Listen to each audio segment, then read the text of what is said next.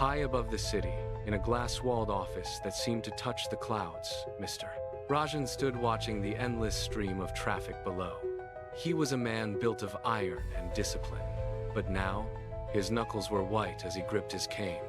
Behind him, the future of his empire waited.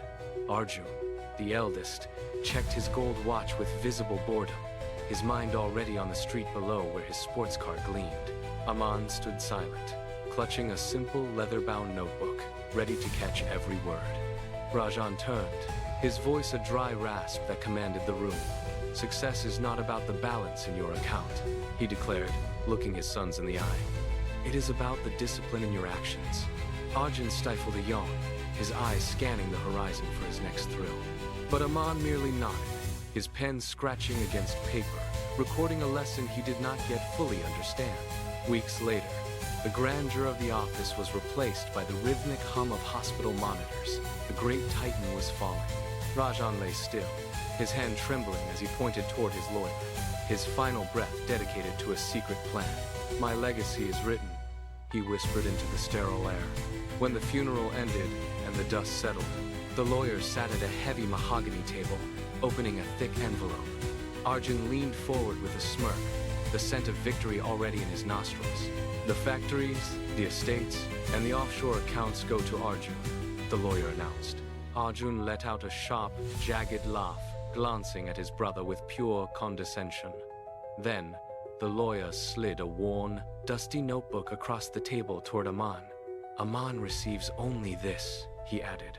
Arjun stood up, tossing his silk jacket over his shoulder. The old man finally saw who was truly capable, he sneered, walking out toward his waiting limousine. Aman picked up the notebook. On the first page, his father's handwriting greeted him. "Wealth is a tool, not a destination.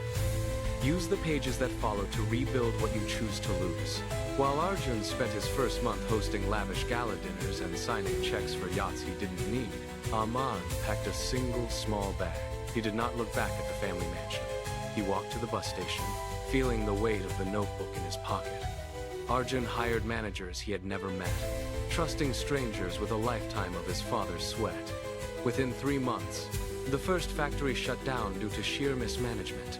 Arjun ignored the warnings, the frantic phone calls, and the mounting debts, throwing yet another party to drown out the silence of his crumbling empire. Aman, meanwhile, sat in a cramped studio apartment under a single dim bulb.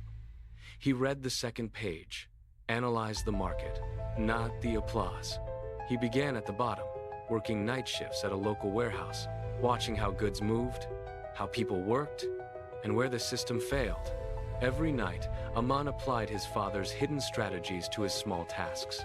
He mapped out supply chain inefficiencies on the floor, using the notebook as his guide.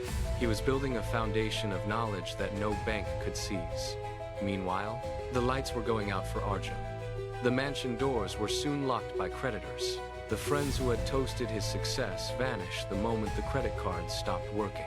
He sat alone in the dark, surrounded by empty champagne bottles and the echoes of his own laughter. He had inherited a kingdom but possessed no crown. Aman, however, was just beginning. He had used his meager savings and the notebook's wisdom to fix the very problems he had observed.